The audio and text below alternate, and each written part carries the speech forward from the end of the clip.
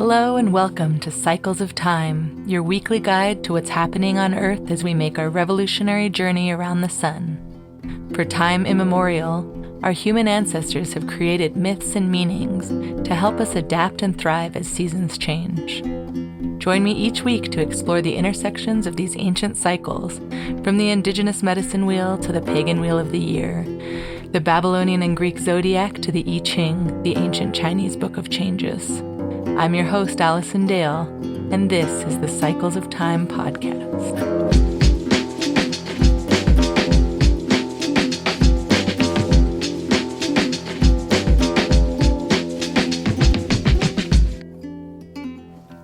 Happy Monday, everybody, or whatever day it is when you're listening to this. Welcome to another week in the Cycles of Time, a podcast where we look through the energies of the current moment through the perspectives of various global traditions. Here we are in just finishing up the Gate of Retreat.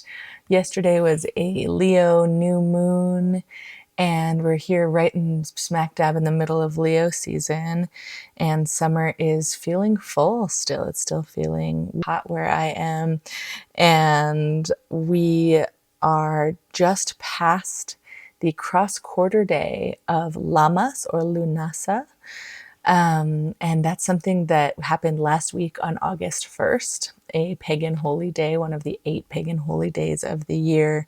And I failed to mention that in my rush to get out of town on my camping trip last week in the podcast, which was an important thing to cover as far as one of the wheels of the year, the pagan wheel of the year. I wanted to start off this week by rewinding a little bit. We're kind of in the season of Lamas or Lunassa, and just kind of give a little bit of attention to this holy day, which signifies the halfway point between the summer solstice and the fall equinox, the autumn equinox here in the Northern Hemisphere. So in Old English, it is known as Lamas or Lofmas, and Lamas is a Christian holiday that is celebrated on the 1st of August. Its name, Lamas, originates from the word loaf, in reference to bread, and Mass in reference to the Eucharist. And so it is a holiday, the halfway point between the solstice and the equinox, where the first bread from the harvest season is being baked. And another name for this day, August 1st, this cross-quarter day, is Lunassa, which has several different spellings, but it's a Gaelic festival that marks the beginning of the harvest season again. And it was celebrated widely through Ireland and Scotland and the Isle of Man.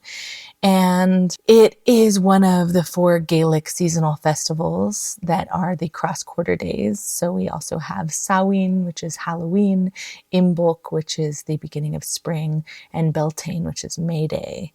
And so Lunassa in Ireland was named after the god Lu, and it similarly represents the time of the first harvest, the time when you cut the corn for the first time, when there's, apples ripening on the trees, but they're not quite ready to eat, but there's food starting to be available in the season. And so it was a big celebration there.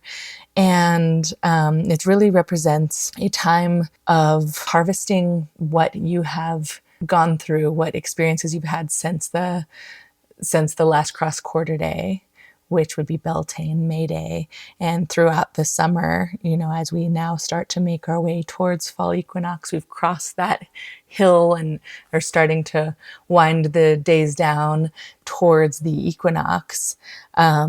We can celebrate the harvest within ourselves as well as the harvest in the external world, starting to notice that plants may be starting to droop a little bit more. They're not as perky as they were on May Day or on the summer solstice even, and that seeds are starting to fall. And it's a celebration of recognizing that, when you cut that first corn or you have that first harvest of something that's alive, it's a recognition that something has to die in order for life to continue. And so there's a bit of a change in the air as far as like it's not the full vibrancy of just life-giving life. It's now entering the time of year where we're recognizing that it's time to cut. It's time to reassess, to cut back and appreciate the things that life gives us as we reap and harvest them. And so it's interesting that Lunassa and Lamas happen here in early August, because in the Wuxing cycle, the Taoist Five-Element Cycle, that's another cycle that I'm referencing here in the podcast, we've been in the season of fire for what seems like a very long time. It has felt fiery, it's felt hot, it's felt alive, it's felt like there's a lot of motion.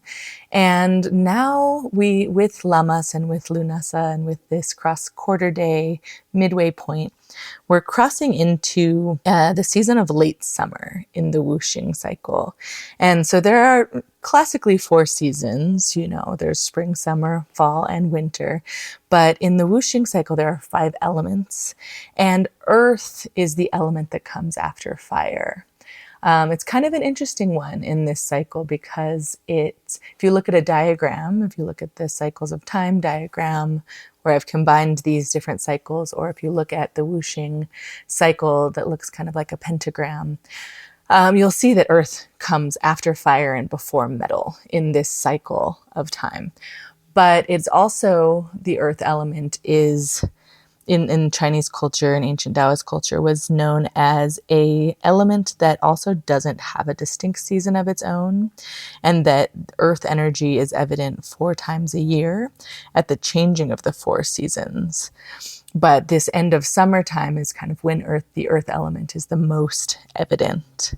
And so, having late summer be harvest time, starting now with this earliest harvest, Lunassa and Lamas, it's kind of like Keats, the poet, calls it mellow fruitfulness, which is when nature takes a well-earned rest from producing and lies about in the warm fields, lazily listening to the humming of bees.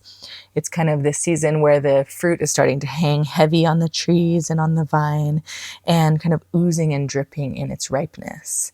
And I've conveyed this visual with Leo season before, this idea of just like this being out basking in the sun with your radiant mane and appreciating the abundance of the earth. And so it's kind of like this switch in this Wuxing cycle from fire into earth is this very specific time of year that we're in, where it is this pivotal moment between life and when fruits and plants are starting to go to seed and drop their fruits. And, around Santa Fe where I live, there's so many apricots that have been popping off on the trees this season, and you can walk around downtown and just be stepping on a mush of apricots on the sidewalk because they're just falling to the ground like crazy. And that's what's supposed to be happening around this time.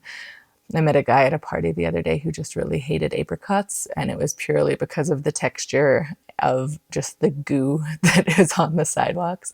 And I personally love them, but there is that with any fruit, there is that moment of like perfect ripeness, and then there's that moment when it starts to turn and when it starts to go back to the earth.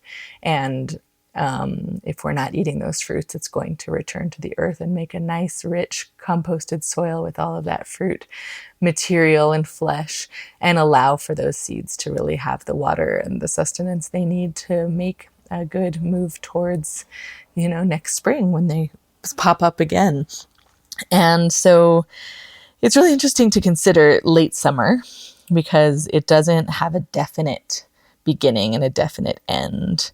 But I'd say, beginning of August, mid-August until first frost, which in warmer climates is a little bit later. One of the listeners, Brian, to this podcast, who always leaves lovely comments. Thanks, Brian, for listening and for responding. But he mentioned he lives in Japan and mentioned that Leo season feels very midsummer to him in Japan, and school starts later there than it does in the US.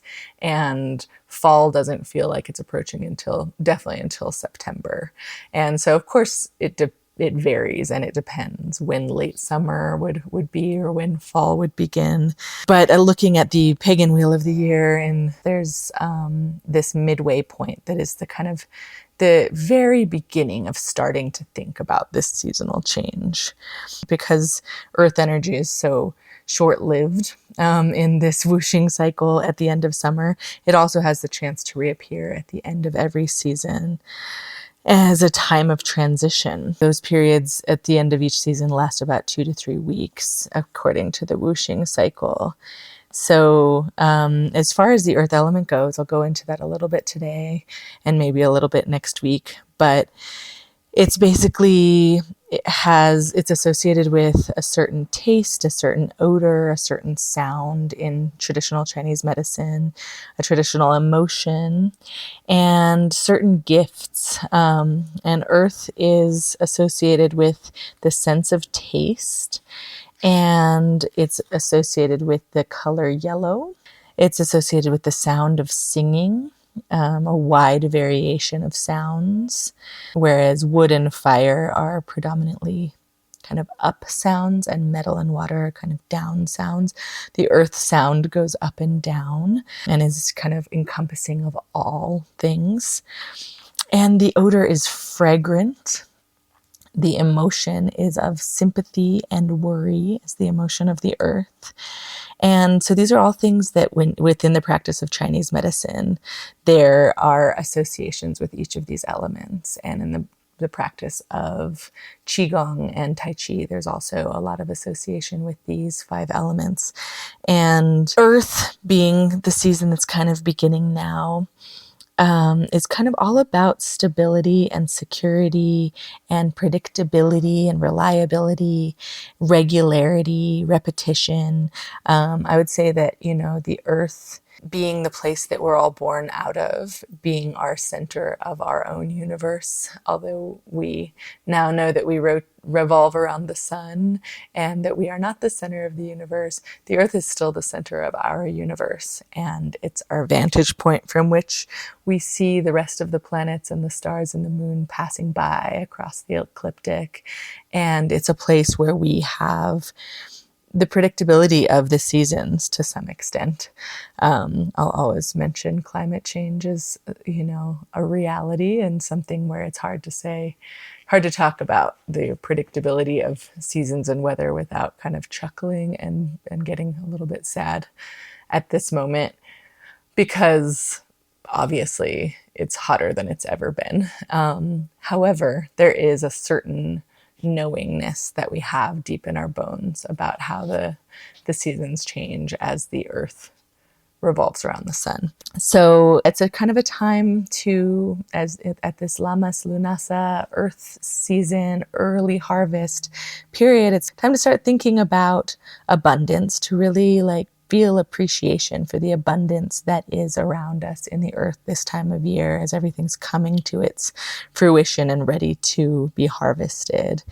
And it's about thinking about giving and receiving, thinking about the soil for the first time in this year. We've been thinking all about, since I started this podcast and since the spring equinox, it's been all about kind of what is coming out of the soil. What are the ideas and inspirations and sprouts and fruits that are coming alive? And now with the seeds starting to drop and the harvest starting to occur, its beginning phase, it's time to start thinking about the soil again and thinking about this reciprocity that all of life must go back to death.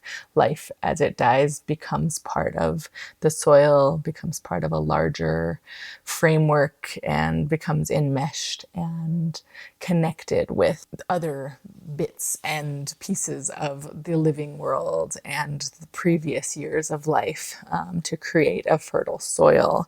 And so for the next several months, the next 6 months, on the podcast, we're definitely going to be leaning into these energies of death, of merging, of composting, of creation of a fertility for the next year.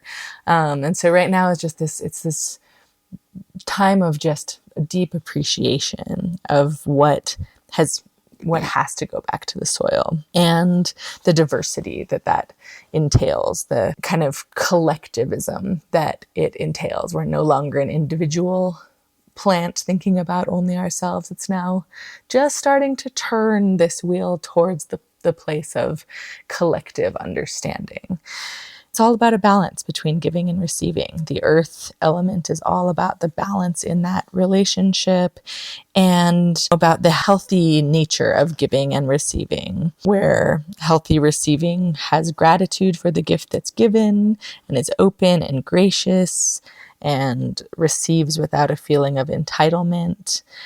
And giving happens when it arises from a true attunement to what other people need and from a sense of generosity toward them. The earth element also has a lot of emphasis on empathy and sympathy, and kind of really a true understanding of the other, and also on nourishment and thinking about the nourishing element, thinking of the earth as our mother, right? This time of year when we are being truly nurtured by the world around us, by the fruits of the spring and summer. And yeah, so there's just a lot that's happening in this season that's distinct from the summer season of fire.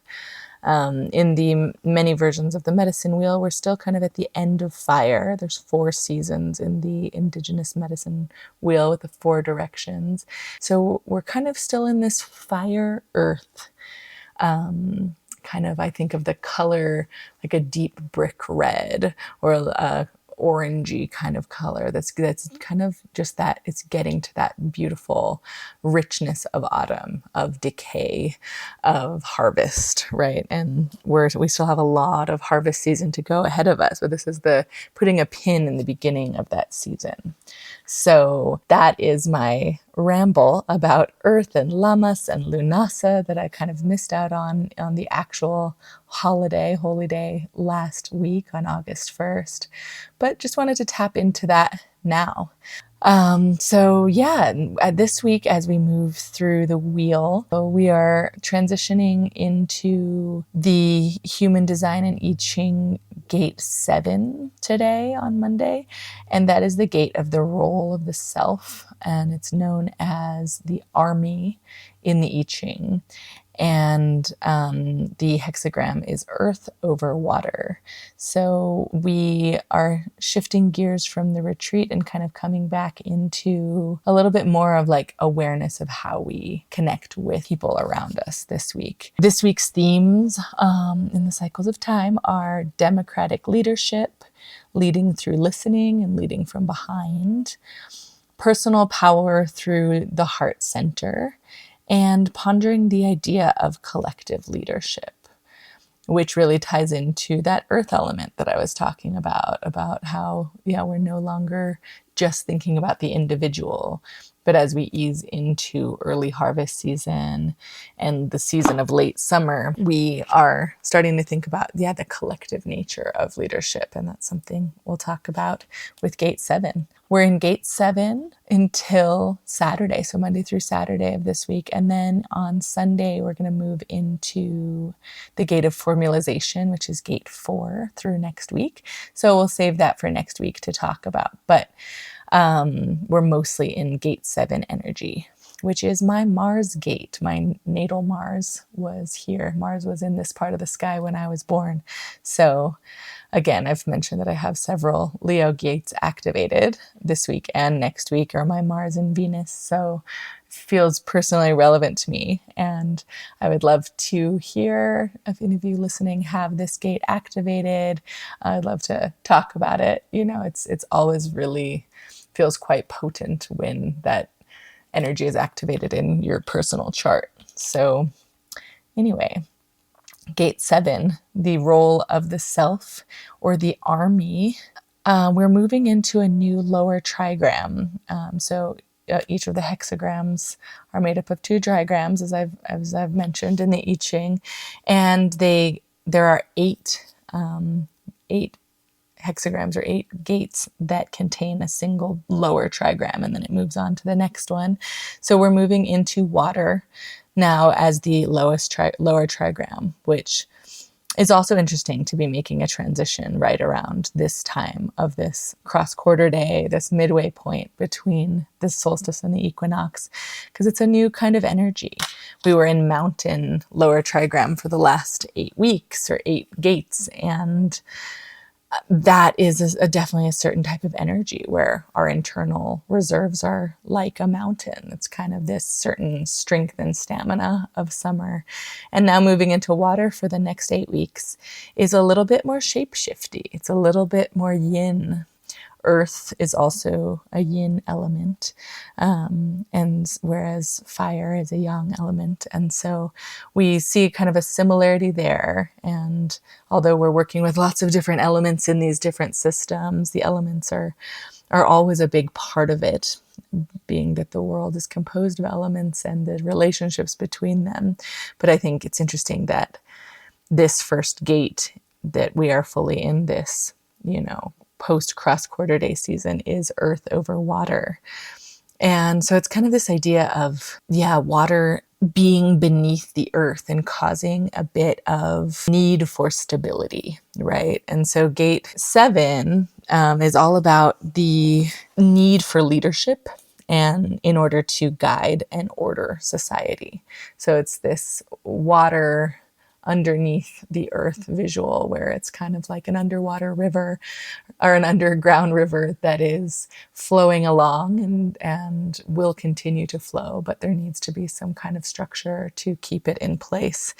And so it's interesting about 7 is it's about the role of the self in interaction with others. That's kind of the full name of this gate. And 2 weeks ago, the sun was transiting through gate 31, which is the gate of influence. And the gate of influence is about kind of democratic leadership and how we influence. It's kind of like the president or CEO gate of leadership. Whereas the gate 7, the army, is kind of like the advisor behind the president. It's kind of like the chief of staff gate.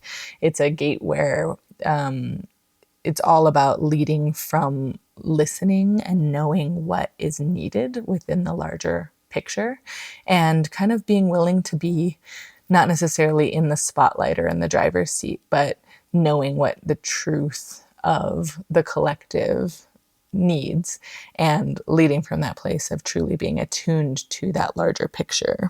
Gate 7 is all about being able to lead by serving the will of the majority, and it's definitely an energy that needs to be elected into power.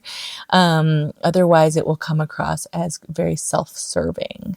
And so, it's interesting that within Leo season here, we have a leadership gate 31, and then the next gate after that is the gate of retreat.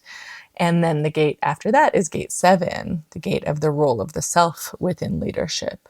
And so I really think that these 3 gates in a row within Leo season is a fascinating spread of energy, because it's kind of about coming into Leo season early on and to that late fire kind of like abundant season, and feeling yourself being like, I am an influential lion. I have a lot to say. I have a lot to give, and really paying attention to that.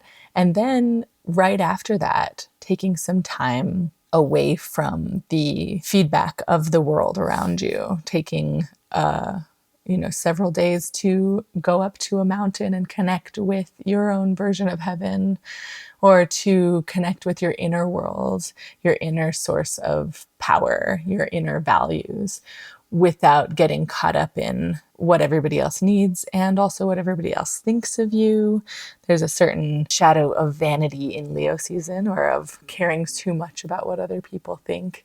And so having the gate of retreat last week right in the middle of these 2 leadership gates really, to me, is interesting, because it's like so important if you are going to be a leader, if you are going to be the lion up on Pride Rock, to take that time away from everything else that's going on down below you or all around you, and go back into the darkness of a cave or up to the heights of a mountain, or just really within yourself to say, what is it that I truly value? Who am I? What can I bring to the table? So gate 7 coming after that is kind of returning back out to the public stage of Pride Rock. I just can't get Lion King references out of my mind, my imagination. So, it's kind of coming back out from the cave where you've taken a good long nap, had some dreams, connected with the skies, connected with the earth. And now you're coming back and saying, okay, who am I? What is my self role within this larger picture? And how can I best contribute? How can I use what I learned about myself and my inner workings to contribute to society, to take a certain amount of leadership, to take some authority, but to share it and to not claim power just because I can, right? It's definitely a gate that has a shadow side of trying to take too much power for oneself. But when you move up into higher levels of that, like the gift level of it is to guide. And, in the gene keys, the words that are reflected in this is the shadow of the 7th gate is division, and it's kind of divide and conquer. It's using the knowledge and the attunement to the collective to lead them by division. And this is a very common way that a lot of people in power do lead, right? It's all too common and all too familiar, as we are very in hyper attention mode to the powers that be right now. There is a deep sensitivity in the world and the culture right now to the division and the divisiveness that's happening. It's rampant and it's out of control. And I believe that we're approaching an era where, because of our collective attunement to that, we're seeking leadership that looks vastly different than how leaders have looked through a lot of our collective memory, which is this addiction to power and this division and this hierarchical nature that makes us not only act in terms of hierarchy, but think in terms of hierarchy. And so I think even within a democratic system, as we know, there's a certain amount of division that happens because, especially in the United States, the two-party system that so many people want to get away from, but find it almost impossible to do so, especially when there's only attention given to changing that when it's like a couple months before an election. But, there's this idea that, oh yeah, we live in a democracy and we can vote, and that it is our right to vote and we must vote. And I do believe in voting. But when it comes down to this common phrase, the lesser of two evils, we can see very clearly that we're not actually in a democratic process as much as many of us want to be. And that a lot of the people who get their way to the top make their way to the top in politics, in business, in entertainment, kind of wherever it is, are not getting there through necessarily being the best possible person for the role, but by deciding that that's their prerogative and their objective and their desire for their career and all of those things, where we're not choosing from a pot of the possible best reality. We're choosing from people who have the desire for power oftentimes at their core. And then that leads to having to divide in order to conquer, right? It's kind of like a alpha versus alpha kind of battle where you're like, actually, I don't want the alphas to lead because they're not actually the best to lead. And I think a lot of people who have this gate, this 7, this leadership gate, are kind of quiet sometimes, actually, and get overlooked as far as leadership because they're not necessarily advocating to be that front and center person the way that Gate 31 might, as being just kind of a natural influencer.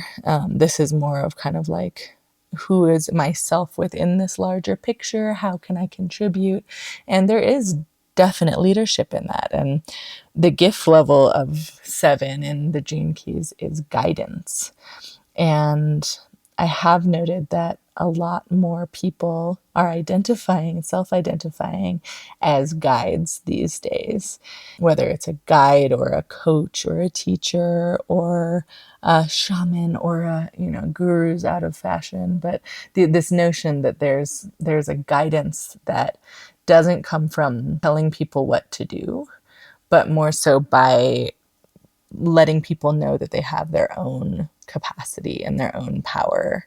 The greatest guides and the greatest teachers are not those who continue to hold on to their students. They're the ones who say, I want you to graduate. I want you to move on. I want you to become a teacher.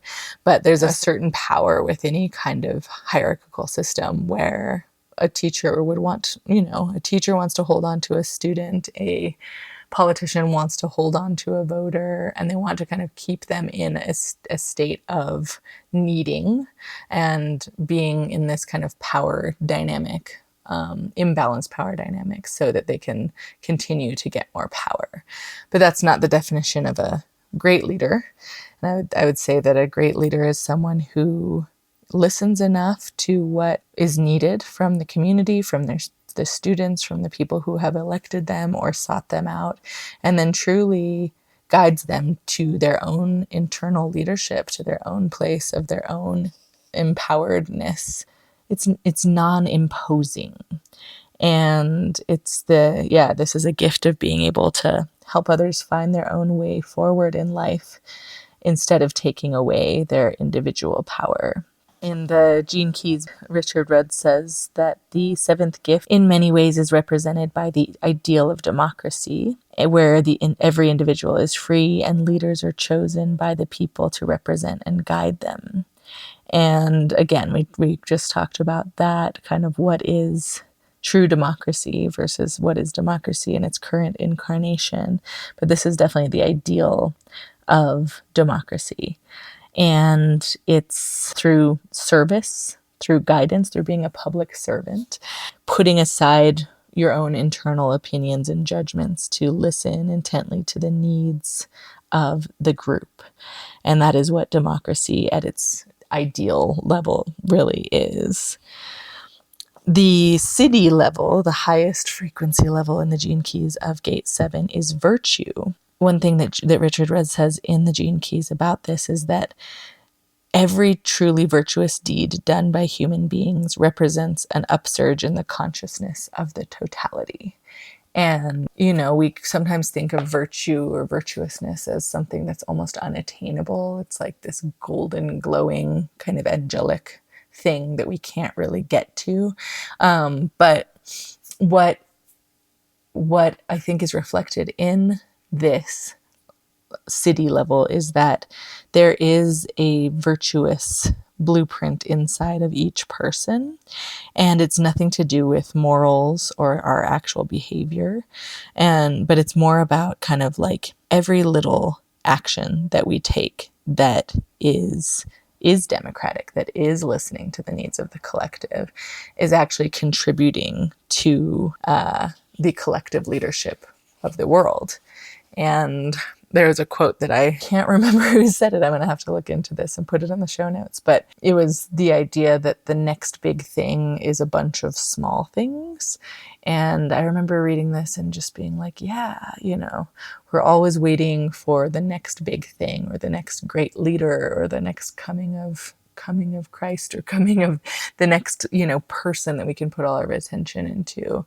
But I don't believe that that's necessarily the case, and that this movement towards collective leadership, or the desire for not having a figurehead, having more of an emergent process of taking turns leading, not getting to this point of burnout or power hunger, but to think of leadership in a more collective format, is it's a lot of small things. It's every person doing something, no matter how small it might seem, to contribute to the larger picture. And in the Gene Keys, it says, everywhere, every day, people commit small and often unseen acts of virtue, and the power of these acts is incalculable. They actually offset the powers of chaos.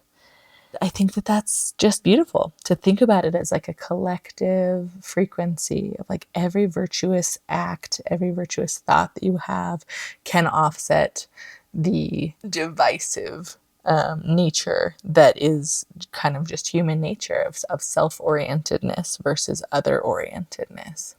So yeah, I love how it all fits together this week. I've kind of just been riffing and rambling. I didn't write anything down this week. I usually have some kind of an outline, but this week I have a few books open in front of me.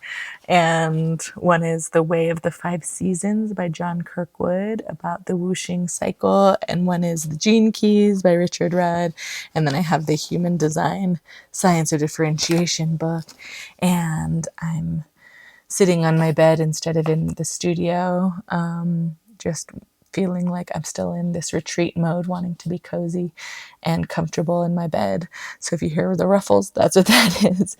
But sometimes when riffing and rambling and kind of just listening to what's coming through your own mind, it's just amazing how things kind of line up. And I hadn't really thought about this cross-quarter day, this Lunassa Lamas, midway point between the summer solstice and the autumn equinox and the first harvest, and the idea of the harvest as death, as something dying, so that the next season can begin, so that we can get fed, so we can, live through the winter, and so the seeds can start to root their way down into the soil as the soil evolves and is built and crafted over the winter. That this is so related to this concept of the seventh gene key, or the seventh gate, because it's kind of about just truly not merging. It's not like a seed doesn't merge with the soil. It still has its own container. It has its own shell around it, its hard shell, as it falls away from the fruit. It's still its very own unique self and its own identity, but it also is starting to surrender a little bit, and to that death process, to that death of the ego, death of the individuation as the only thing that matters, and realize like, oh, if I don't listen to the world around me, if I don't pay attention to the environment around me and attune to the needs of the community around me, what could my leadership possibly be for? And I'm hoping that is just the more virtuous we are with that, the more we all demand that, the more that can be the case, the more that will be the default mode of leadership. Because I really do see the old guard on its way out, culturally speaking, because of those increased small and unseen acts of virtue that are all around, and demands for virtue, and not pedestalizing a single politician or a single celebrity, and not lifting somebody up who's going to then save us all. But it's more so we all know how to take care of ourselves, mutual aid, collective forces, and we still must have leaders. We still have to have people that are going to step into the acuteness of decision making and the day-to-day job of leadership. But it's kind of like, how do we elect leaders? How do we demand more of leaders who are in that role? Because if they're true leaders, they are listening to everyone, and it's really a demand for the ideal of democracy to return. One thing that I really liked also in the Gene Keys this week for this gate was about the future, and being a mother of a very strong-willed child who I give so much of my life force to. I loved that they mentioned parenthood and children in this. He says, the seventh city of virtue concerns the future, and the future is about children. As the seventh city flowers in humanity, one of the first places it will manifest is through parents and teachers. Children who grow up among virtuous people need no other kind of education or guidance. Even now, this small piece of information is the greatest key for parents. Children who grow up in the aura of true virtue will take that energy into whatever sphere of life they move through, and in doing so, they will slowly but surely transform the future of our planet. And that's it. I just, shout out to the parents and the teachers and the caregivers and the people who are spending time with little people this week, and being leaders through listening to the little ones, and being leaders and defining leadership as an act of listening and an act of service that will benefit us all. Yeah, that's that. That is the seventh gate. I'm curious, do you have that active in your chart? You can always download a human design chart through the links in the show notes or the astrosomatics.substack.com blog. I'll put a link to that as well. And just to kind of tap in with what your personal energies are. And if your sun is in gate 7, happy birthday this week. So moving on from the gene keys and human design and the I Ching, gate 7, back into astrology for a moment, finish up here. I just wanted to touch in about the Lion's Gate portal because you'll probably be hearing about it. It's one of these things that is always given a lot of attention because it just sounds really cool and it looks cool, and it's the 8-8 numerology. And so 8-8 is known as the Lion's Gate portal, and technically the portal runs for 2 weeks, which opens in late July and closes in mid-August. And what that means, like, what's a portal? What does that mean? It basically means that the sun in Leo is in alignment with the star Sirius, Orion's belt, and Earth. And so this happens when Sirius rises or becomes visible again due to the sun's yearly passing of the star. And so this star, Sirius, is the brightest star in the sky, and it's astrologically considered to be a spiritual sun. The annual rising of the star is when the Nile would begin its annual flood, which would bring harvest and fertility. So tying into this early harvest season and time of year, the sun's at its halfway point through Leo, and so it's at this peak of lion's power, lion energy. And 8, looks like an infinity symbol. And it's also on the strength card in the tarot, which is a card that oftentimes has a lion, a woman and a lion, and the infinity symbol, a kind of horizontal 8 on the card. And so it's about that infinity is about the abundant, virtuous, infinite possibilities themes that are happening here at the peak of Leo season.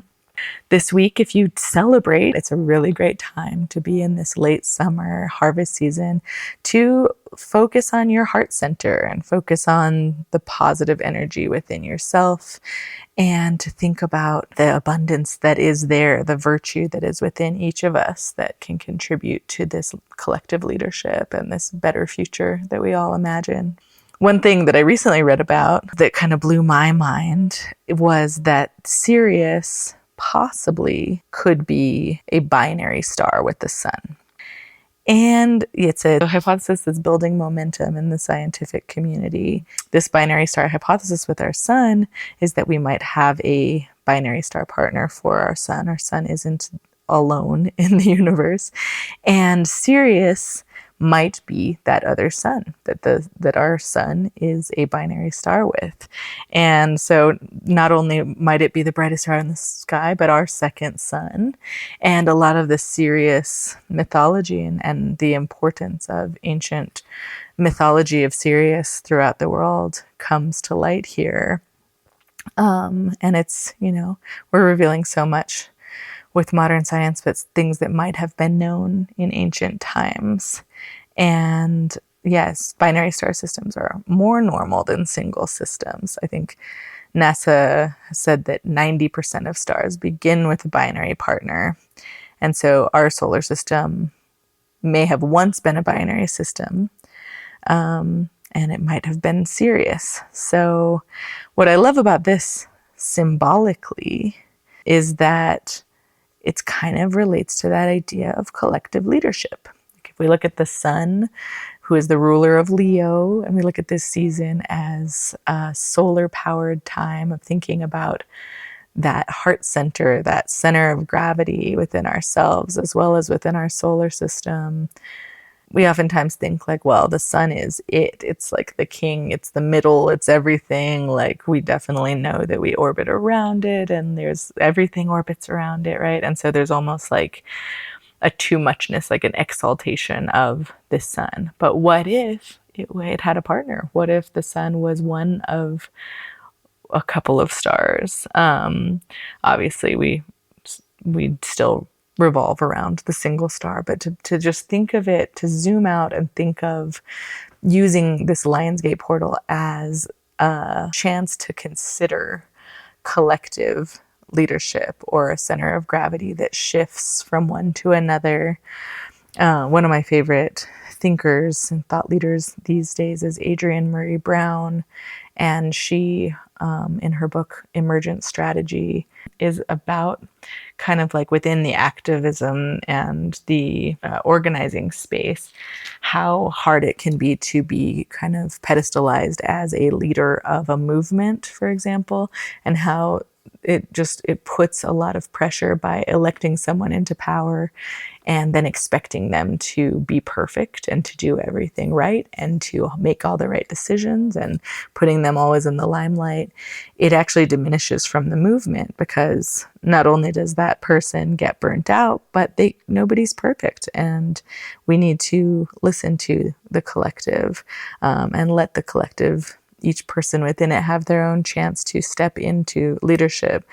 And in this Emergent Strategy book, she mentions the emergent properties of leadership within the natural world. And one of the examples that stands out is that geese, when they're flying in their V formation, take turns to lead, to be the front of the formation, because they are a group that's all trying to get somewhere as they migrate. But if one was in leadership the entire time, their wings would get exhausted. They don't have any headwind to follow. The birds that fly behind the leader are getting a little bit of kind of headwind, right? They're not working as hard to be that first person flying through the air. And so they take turns, they rotate it out. And it's just a beautiful way to think about how leadership can and should work, which is seeing who has the energy and the ideas and the attunement to take that center stage position for a moment, and then, like a binary star, kind of rotate and